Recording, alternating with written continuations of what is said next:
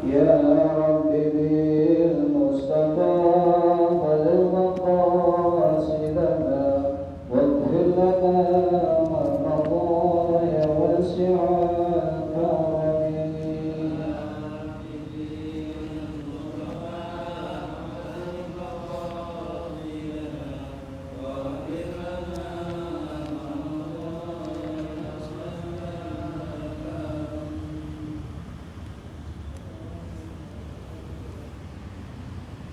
Assalamualaikum warahmatullahi wabarakatuh. Alhamdulillah wassalatu wassalamu ala asrafi khalqillah Sayyidina wa maulana Muhammad ibn Abdullah wa ala alihi wa sahbihi wa man tabi'ahu wa nasarahu wa wala wa la hawla wa la quwata illa billah, amma ba'd. Hadirin jamaah Majlis Ta'lim Musholla Baitur Rahman yang saya muliakan, khususnya para pengurus serta tokoh masyarakat, juga para hujjaj dan remaja sekalian. Syukur alhamdulillah, malam hari ini walaupun berbarengan dengan hujan gerimis, tapi kita masih bisa menyempatkan diri untuk kembali hadir mengikuti pengajian. Mudah-mudahan kehadiran ini mendapat imbalan dan balasan pahala yang sebesar-besarnya. Semoga dengan kemurahan Allah diampuni kekurangan, kesalahan dan dosa-dosa kita, dan semoga terus Allah bukakan pintu ilmu yang seluas-luasnya sehingga kita dapat menerima dan menyerap ilmu-ilmu dan nasihat-nasihat agama. Amin ya rabbal alamin. Malam hari ini kita akan lanjutkan bahasan dari kitab Hadis Riyadhus Shalihin, yaitu halaman 59, hadis nomor 11 sampai 12? 11. Baik, kita mulai dari 11. Saudara, ini masalah pakaian, yaitu dalam agama ada peraturan-peraturan, baik itu peraturan yang sifatnya anjuran atau yang wajib, ya. Yang wajib itu menutup aurat itu. Yang sunat yaitu diantaranya ini, jangan kalau berpakaian, entah itu kain, baju gamis, celana, melebihi mata kaki itu. Nah, ini bisa jadi haram kalau dia melebihinya apabila ada niat di hatinya sombong. Kalau nggak ada niat sombong, hanya sebatas karena ya mungkin dia beli celana emang udah begitu, ya, maka ini sebatas makruh saja, ya.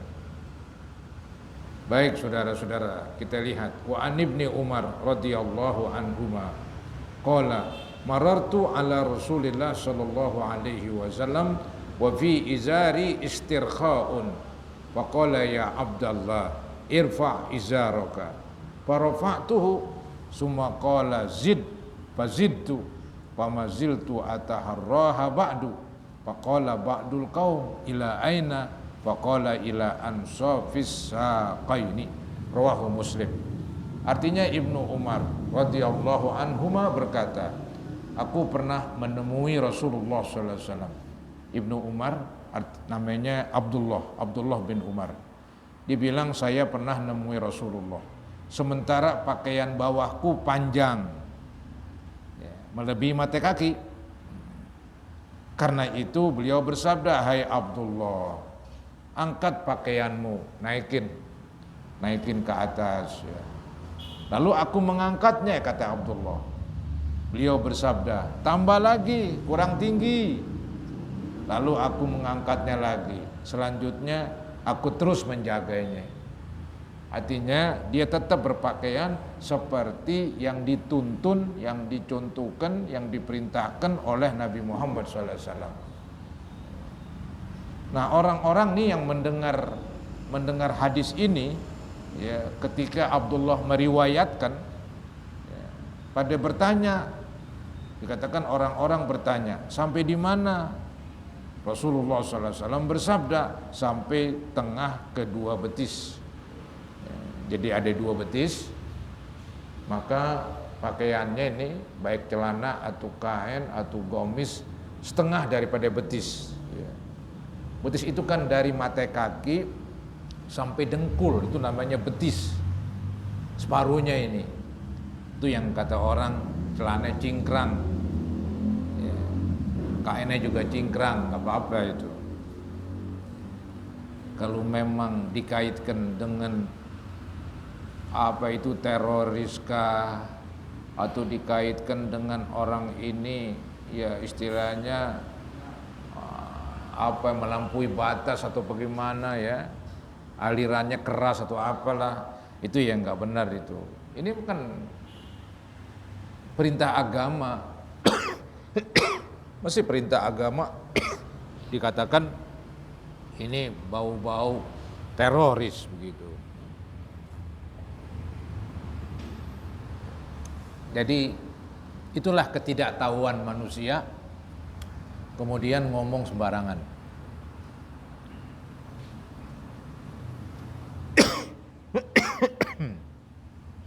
Hadis riwayat Muslim. Pelajaran-pelajaran hadis. 1. Keutamaan Abdullah bin Umar radhiyallahu an. Ini Abdullah ini anaknya Umar bin Khattab. Beliau disebut keutamaan, orang yang utama, orang yang baik ya. Lantaran beliau betul-betul banyak menerima ajaran-ajaran Nabi, kemudian menyampaikan lagi. Seperti ini nih. Jadi Nabi mengajarkan kepada Abdullah, Abdullah mengajarkan kepada bawahannya. Maka ini Abdullah seorang yang utama. Keutamaan Abdullah bin Umar radhiyallahu anhu. Kemudian keteguhannya memegang sunnah. Ini perintah Nabi dipegang teguh betul-betul ya. Walaupun sudah sekian tahun tetap aja pakaiannya sebagaimana yang Nabi contohkan, sebagaimana yang Nabi ajarkan. Itu namanya keteguhannya memegang sunnah. Jadi setengah betis sunnah itu nggak wajib. Turun ke bawah juga boleh ya. Ke bawah lagi juga boleh, asalkan jangan melebihi mata kaki kan begitu.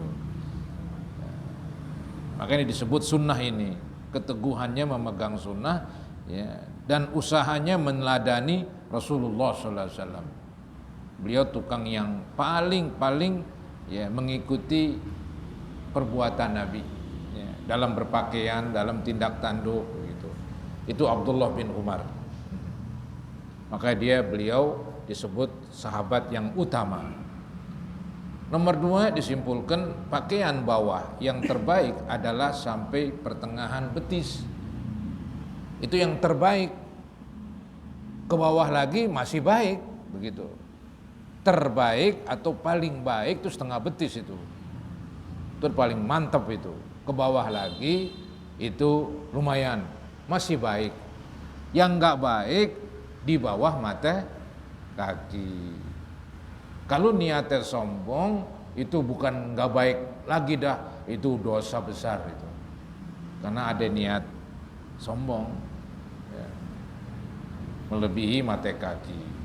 Nah itu hadis nomor 11. Hadis nomor 12, wa anhu qala Rasulullah sallallahu alaihi wasallam, man jarra thawbahu khuyala'a lam yanzurillahu ilaihi yaumal qiyamah.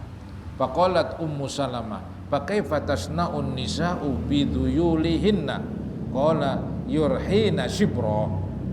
Qalat idan tankashifa aqdamuhun. Qala fayurkhinahu zira'an la yazidna. Rawahu Abu Daud wa Tirmizi. Artinya wa qala hadisun hasanun sahih. Artinya Abdullah bin Umar. Tuh dari Abdullah lagi nih hadis. Abdullah bin Umar radhiyallahu anhuma berkata bahwa Rasulullah SAW bersabda, barang siapa yang memanjangkan pakaiannya karena sombong. Nah ini yang berkali-kali saya sebutin. Tujuannya sombong. Ini yang berat sudah. Maka Allah tidak akan melihatnya pada hari kiamat. Maksudnya Allah tidak akan pandang dengan pandangan kasih sayang. Allah akan melihatnya dengan murka. Marah karena melanggar, ingin semacam menyamai Tuhan. Kan sifat sombong itu nggak layak bagi manusia, karena manusia nggak bikin apa-apa. Kalau Allah tuh wajar menciptakan alam, menciptakan manusia semuanya. Manusia ya hanya bikin apa saudara-saudara ya, maka manusia nggak boleh punya sifat sombong. Itu bukan pakaiannya begitu. Jadi orang yang pakaiannya tadi melebihi mata kaki karena sombong, Allah tidak akan melihatnya pada hari kiamat. Gambaran Allah marah, Allah murka. Nah, ada seorang perempuan mendengar ini. Ummu Salamah bertanya, ini istri Nabi nih, Ummu Salamah. Apa yang harus dilakukan kaum perempuan dengan ekor pakaiannya?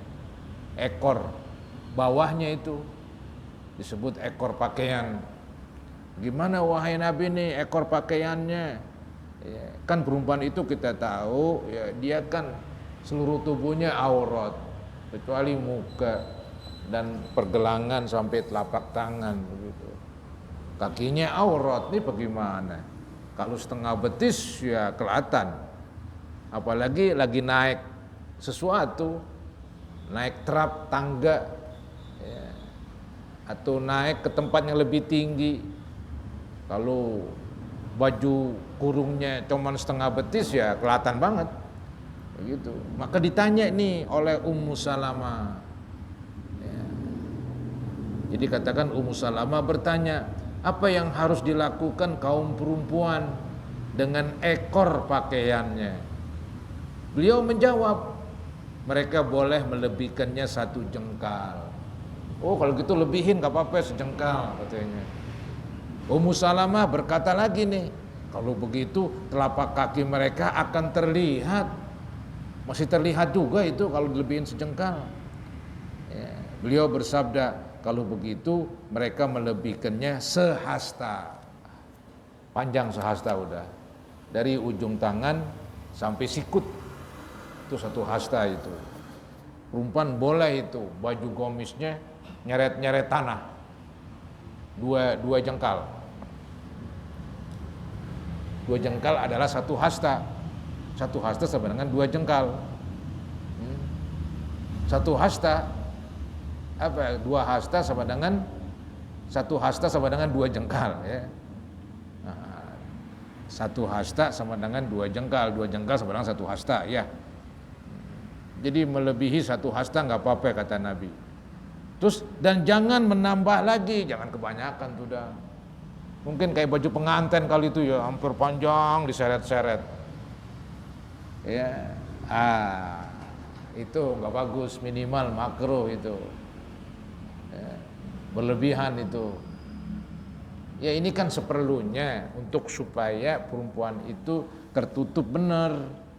Maka dari batas tanah boleh melebihi 1 hasta. Jangan terlalu panjang. Hadis riwayat Abu Daud dan Tirmizi. Pelajaran hadis, perempuan diperbolehkan memanjangkan pakaiannya sehata di atas tanah agar 2 telapak kakinya tidak terlihat, khususnya dikala dia menaiki. Kan di negeri Arab juga banyak itu tanah-tanah yang tinggi ke bawah, itu lebih-lebih lagi negara Arab. Karena dia kan bebatuan, padang pasir ya. Jadi sulit untuk diratakan. Kadang-kadang ya begitu. Ada rumah yang agak tinggi. Bahkan sekarang nih di Saudi rumah di atas gunung. Rumah di atas gunung. Ya, naiknya capek udah. Ya. Itu gambaran di negeri Arab. Kayak kita sih agak landai begitu, enak. Seandainya agak tinggi di kita, ya dihilangkan bisa. Ya. Dibikin trap ya. Itu yang membuat Ummi Salamah bertanya itu. Kalau lagi naik trap perempuan agak kelihatan. Kata Nabi ya udah lebihin ya 1 hasta. Nah itulah saudara-saudara tentang pakaian. Ya. Nah ini di halaman selanjutnya, halaman 61 juga masih masalah pakaian. Sebetulnya udah ada dulu ya tentang di dalam berpakaian jangan sombong. Mau pakai yang bagus silahkan. Niatnya untuk menikmati nikmat yang Allah berikan kepada kita. Ente punya duit banyak, pengen beli baju yang asik misalnya, yang bagus silakan. Nggak ada larangan. Mungkin di sisi bahwa dia ingin menikmati nikmat Allah, ya itu ada pahalanya lah. Artinya biar rezeki itu ditonjolin dalam bentuk pakaian. Yang penting kan ditonjolin bukan niat sombong, ya, untuk menyatakan ini nikmat dari Allah, begitu. Ya, kan ada wa amma bi ni'mati rabbika fahadits, ya. Nah ini dia, tidak menyombongkan diri dengan pakaian. Wa an Mu'adz bin Anas radhiyallahu an anna Rasulullah sallallahu alaihi wasallam qala man tarakal libasa tawadu'an lillahi wa huwa yaqdiru alaihi da'ahu Allahu yaumal qiyamati ala ru'usil khalaiqi hatta yukhayyirahu min ayyi hulalil imani sya'a yalbasuha. Rawahu Tirmizi wa qala hadisun hasan. Artinya Mu'adz bin Anas radhiyallahu an berkata bahwa Rasulullah SAW bersabda, barang siapa meninggalkan pakaian yang berlebihan, pakaian yang bagus ditinggalkan karena tawadu, padahal dia mampu beli. Nah itu lain lagi, dibolehkan juga. Jadi di sini banyak pilihan. Mau pakai pakaian yang bagus dengan nawaitu menikmati pemberian Allah, ya, itu boleh-boleh aja. Ada pakaian bagus dia nggak pakai, ya, kebetulan dikumpul sama orang sederhana, dipakai yang sederhana aja, tawadu, merendah, dapat pahala lagi. Ada perkumpulan orang-orang gedean, pakaiannya bagus-bagus, gue pakai yang bagus juga, nggak dapat pahala juga. Yang penting jangan niat sombong. Mungkin kalau kumpul-kumpul sama orang gedean, pakaian kita jelek ya jadi masalah. Pakai yang bagus. Bukan sombong, bukan, ya menikmatilah nikmat yang Allah berikan. Begitu, ya. Itu. Jadi saya ulangin lagi, Mu'adz bin Anas radhiyallahu an berkata bahwa Rasulullah SAW bersabda, barang siapa meninggalkan pakaian yang berlebihan, pakaian yang bagus karena tawadu, karena merendah diri, padahal ia mampu melakukannya, dia mampu memakai pakaian yang bagus, duitnya ada, apalagi di rumah memang udah ada, dia nggak pakai, maka di hari kiamat Allah memanggilnya. Dia nggak pakai yang bagus karena dingimbangin, itu keren itu. Iya, kumpul-kumpul masyarakat, nampaknya pakaian yang sedang-sedang aja. Kecuali kumpul-kumpul sama orang gedean, pejabat, pakaiannya cakep-cakep, gitu. Ya udah pakai yang bagus, malah pakai yang jelek ntar jadi omongan lagi. Tapi kalau pakai pakaian dengan masyarakat yang sederhana, pakailah dengan pakaian yang sederhana pula. Tujuannya apa? Tawadu, merendah diri, ya.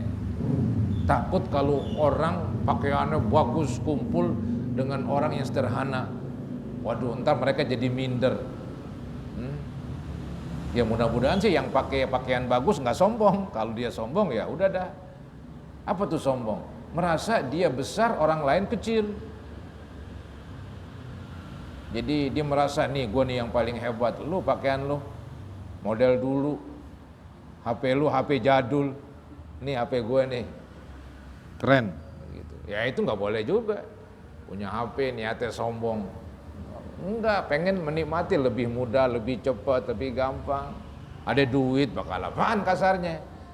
Mau pengen menikmati nikmat-nikmat Allah, begitu. Itu tidak apa-apa.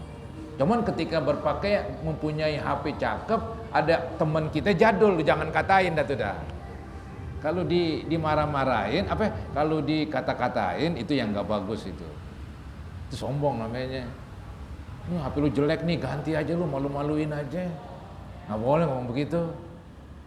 Ya, nggak boleh. Dia mau sederhana mau dibilang apa? Walaupun duitnya banyak. Dia mau sederhana. Kita nggak boleh ngoceh begitu. Nih HP lu HP jelek nih, itu penghinaan namanya, ya dosa lah. Kita mau pakai yang bagus pakai aja, tidak apa-apa. Ya. Jadi dia ini memakai yang rendahan karena tawadu, padahal ia mampu melakukannya, mampu membelinya. Nanti tuh di hari kiamat diapain? Maka di hari kiamat Allah akan memanggilnya di hadapan semua manusia tuh. Dipanggil oleh Allah di hadapan orang banyak.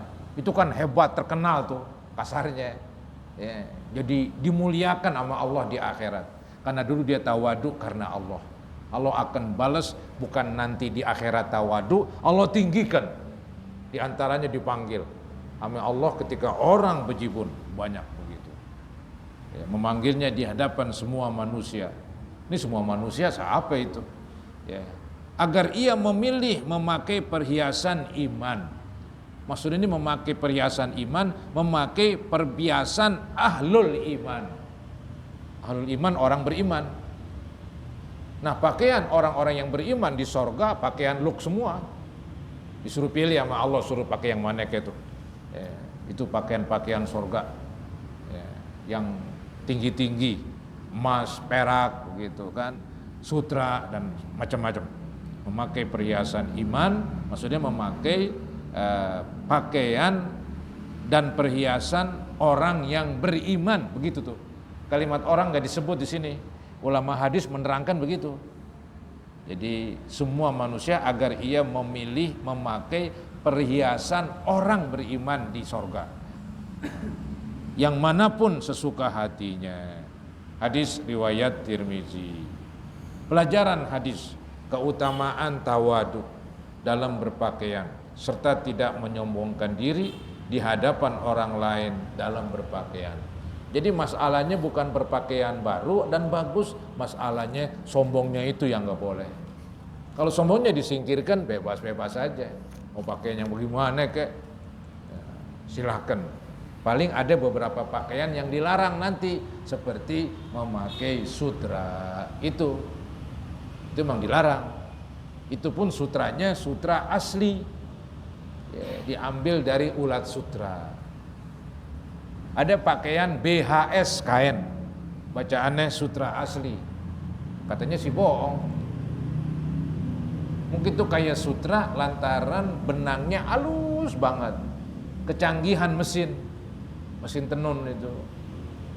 Kalau memang asli kain BHS ya haram.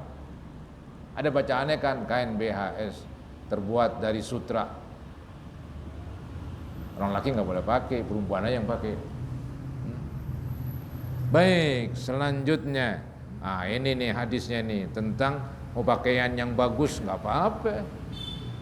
Yang penting kan nggak ada niat sombong, sederhana dalam berpakaian.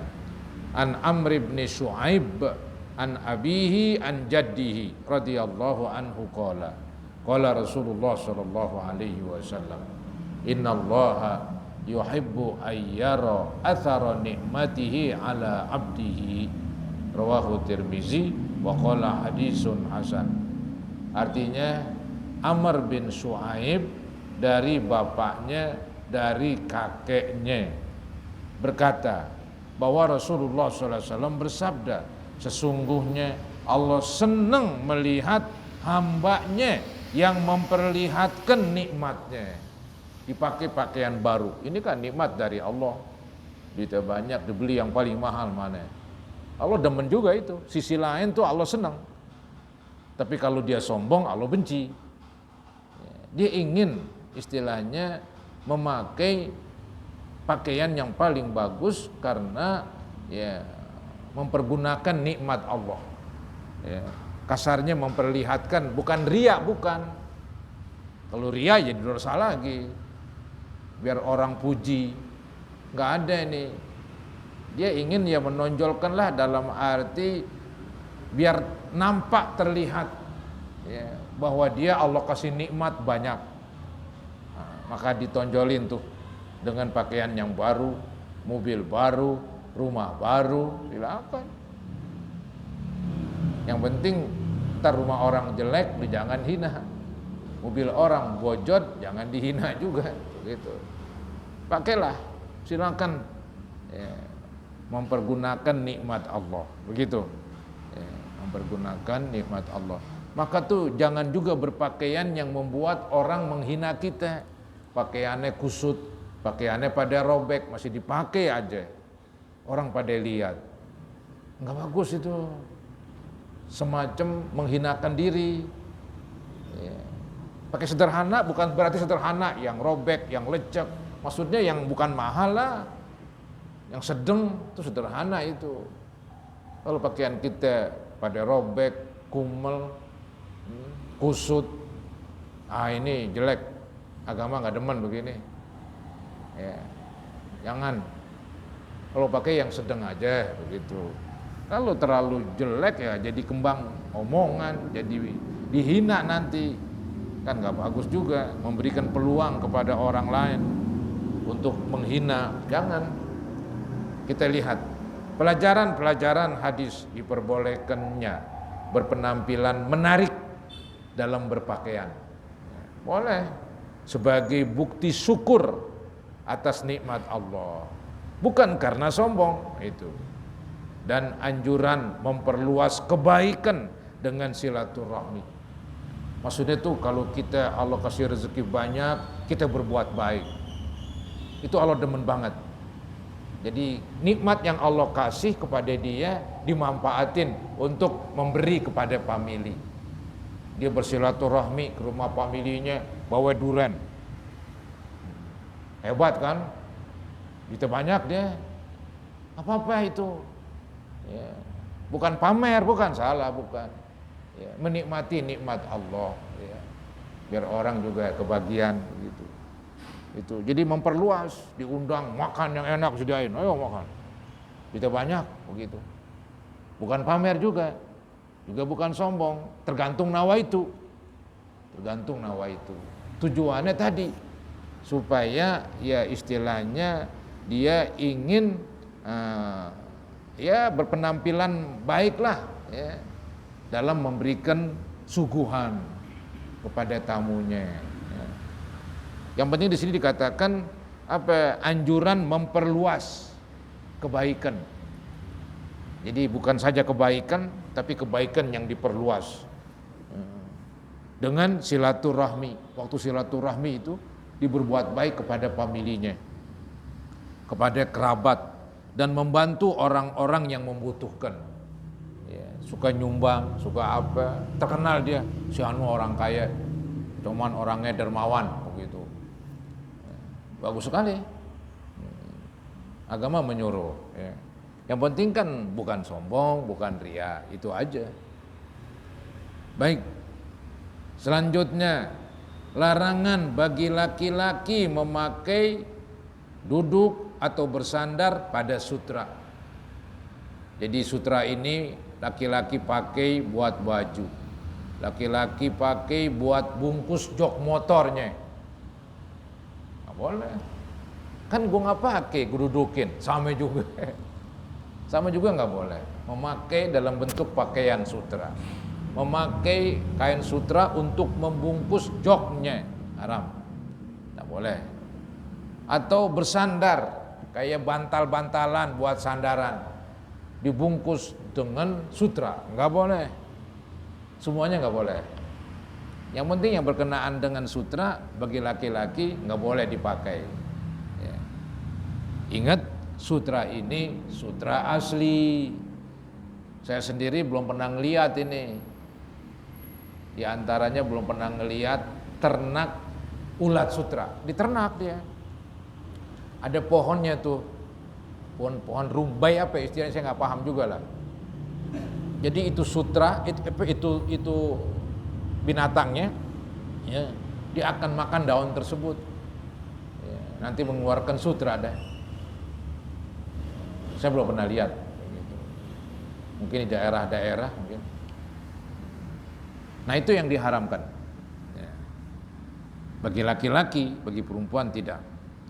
Hadisnya an Umar bin Al-Khattab radhiyallahu anhu qala Rasulullah sallallahu alaihi wasallam la talbasu al-harira la talbasul harir fa inna man labisahu fid dunya lam yalbathu fil akhirah, muttafaqun alaih. Artinya Umar ibnul Khattab radhiyallahu an berkata, ini bapaknya Abdullah, Rasulullah sallallahu alaihi wasallam bersabda, janganlah kalian memakai pakaian sutra. Nah, ini larangan, kata-kata jangan melarang. Ini larangan-larangan haram, bukan larangan makruh. Ya. Sebab orang yang memakainya di dunia tidak akan memakainya di akhirat. Wow, diancam sama Nabi. Lu pakai di dunia, entar di akhirat lu nggak pakai lo. Ya. Yang repot masukin neraka, itu yang repot. Kalau masuk surga nggak pakai sutra sih masih lumayan, biarin dah. Ini yang repot gara-gara nggak memakai sutra, berarti bukan di surga, karena di surga pakainya sutra semua. Itu yang berat itu. Jadi yang suka memakai sutra nanti di akhirat tidak akan memakai sutra di surga begitu. Baik, pelajaran hadis. Diharamkannya bagi seorang laki-laki baligh. Anak kecil nggak apa-apa. Ada orang kaya punya anak umurnya 5 tahun, sayang banget dibeliin baju anak laki, bajunya sutra, celananya sutra, wah keren banget. Nggak apa-apa, karena anaknya belum baligh, belum kena peraturan. Begitu. Diharamkannya bagi seorang laki-laki baligh memakai sutra selama di dunia. Jangan aja udah. Hikmah larangan tersebut untuk menghindari kesombongan. Biasanya berpakaian yang indah orang nggak tahan hatinya nggak tahan, menunjukkan dia ya ada sifat sombong, pengen dipuji, kemudian mudah mencela. Pakaian orang yang tidak sama seperti dia. Itu katanya. Jadi hikmah larangan tersebut untuk menghindari kesombongan, juga kemewahan, juga perhiasan yang berlebihan, juga menyerupai perempuan. Karena yang boleh pakai sutra adalah perempuan. Ya, dan menyerupai orang-orang musyrik. Orang-orang musyrik ini bebas, orang kafir. Orang kafir kan bebas. Mau pakai emas, mau pakai sutra, bebas aja, dia nggak kena peraturan.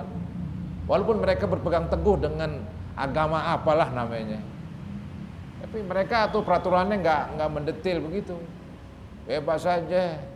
Makan babi aja masih boleh.